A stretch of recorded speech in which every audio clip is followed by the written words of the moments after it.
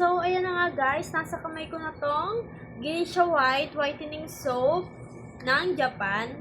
So, i-honest review ko siya. Actually, kakatapos ko lang maligo. Tapos, ginamit ko na agad to kasi kanina umaga to dumating. So, mag-honest review tayo about this soap.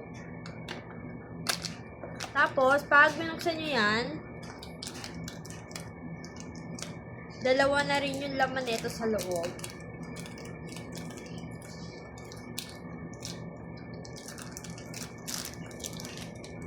Ito siya, oh.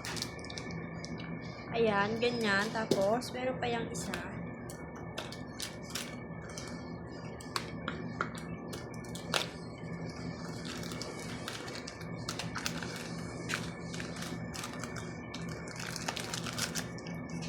Diba? Ang unang napansin ko dito sa soap na to is sobrang bula niya and yung scent niya is saktuhan lang, hindi matapang. Pero may iba-ibang variant din tong soap na to. Yung nasa akin is classic lang siya. So, hindi siya mahapde or hindi siya matapang. Pero may intense and fresh din yung variant nito. Meron din. So, bali tatlong variant meron tong soap na to.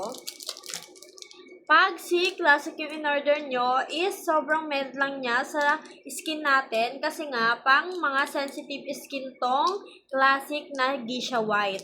Tapos guys, para siguro mga isang linggo lang, makikita nyo na agad yung katawan nyo talaga or yung skin nyo is nagla-lighten agad using this soap.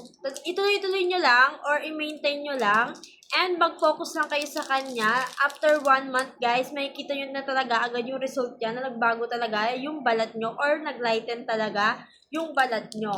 Ayan, affordable lang din to guys. Pwede mo na siya hiwa-hiwain. Ayan, ganyan siya kalaki.